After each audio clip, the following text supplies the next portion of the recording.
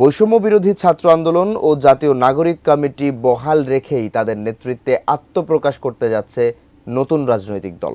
ছাত্র জনতার অভ্যুত্থানে নেতৃত্ব দানকারী একজন উপদেষ্টা পদত্যাগ করে এ দলের হাল ধরবেন। অভ্যুত্থানের নেতাদের দাবি, কিংস পার্টি নয় বরং রাজপথের লড়াই সংগ্রামের মাধ্যমেই গড়ে উঠেছে তাদের নতুন দল। জাহিদ হোসেনের রিপোর্টে বিস্তারিত। সংকট ও সম্ভাবনার ৬ মাস পার করে এসেছেন জুলাই অভ্যুত্থানের অগ্রভাগের সংগঠন বৈষম্য বিরোধী ছাত্র আন্দোলনের নেতারা। অভ্যুত্থানের শক্তিকে ঐক্যবদ্ধ রাখতে তাদের নেতৃত্বে এ মাসের শেষ সপ্তাহেই আত্মপ্রকাশ করতে যাচ্ছে নতুন রাজনৈতিক দল। আমাদের রাজনৈতিক দলের সবচেয়ে গুরুত্বপূর্ণ উদ্যোক্তারা বলছেন, এ দলে থাকবে না পরিবারতন্ত্র, সব সিদ্ধান্ত হবে গণতান্ত্রিক উপায়ে। নিজ দলের নেতাকর্মীদের সমালোচনাকে স্বাগত জানাতেও প্রস্তুত তারা।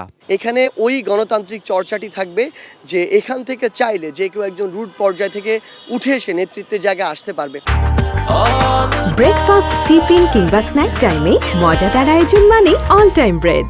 বর্তমানে তরুণ ভোটারদের সংখ্যাই বেশি, সেই তরুণদের যে একটা আকাঙ্ক্ষা, সেই আকাঙ্ক্ষাটা যাতে আমরা ধারণ করতে পারি, সে কারণে আমরা তরুণদের নেতৃত্বকে প্রাধান্য দেব বলেছি। গণমানুষের আকাঙ্ক্ষাকে প্রতিফলন করার জন্য এবং রাষ্ট্রীয় নীতি নির্ধারণী পর্যায়ে অংশগ্রহণ করার জন্য রাজনৈতিক প্রক্রিয়ায় যদি সেটা অংশগ্রহণ করতে হয়, সেক্ষেত্রে আমরা মানুষের সিদ্ধান্তটিকেই সবচেয়ে বেশি গুরুত্ব দিব।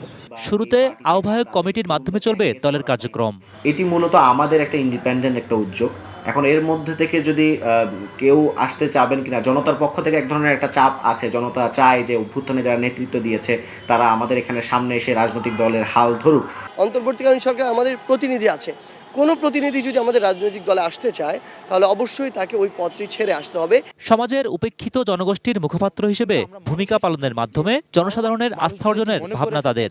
এবং শিক্ষার্থীদের ঘিরে যদি কোনো তাদের রাজনৈতিক কোনো ইচ্ছা তাদের ঘিরে ওঠে, সেক্ষেত্রে আমরা এই বিষয়টিকে অবশ্যই বিবেচনা করব। ডক্টর মোহাম্মদ ইউনূসের নেতৃত্বাধীন অন্তর্বর্তীকালীন সরকার অভ্যুত্থানের মাধ্যমে গঠিত হলেও নতুন দল গঠনে সরকারের কাছ থেকে আলাদা কোনো সুবিধা নেবেন না বলে জানিয়েছেন তারা। কেউ যদি বলে এই উপদেষ্টারা হচ্ছে শিক্ষার্থীদের, আবার আমরা আমাদের জায়গা থেকে বলতে পারি এই উপদেষ্টা এই রাজনৈতিক দল। এখানে বিএনপির মতামত আছে, জামায়াতেরও আছে।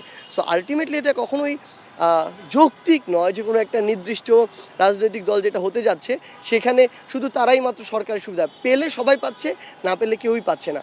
দল গঠনের পরেও সরকারের ওপর চাপ প্রয়োগকারী সংগঠন হিসেবে বৈষম্য বিরোধী ছাত্র আন্দোলন ও জাতীয় নাগরিক কমিটির কার্যক্রম চলবে আগের মতোই। জাতীয় নাগরিক কমিটি সারা দেশে রাজনীতির নতুন যে ভাষার কথা বলছে, সেই ভাষার উপরে ভিত্তি করে রাজনৈতিক দল হবে।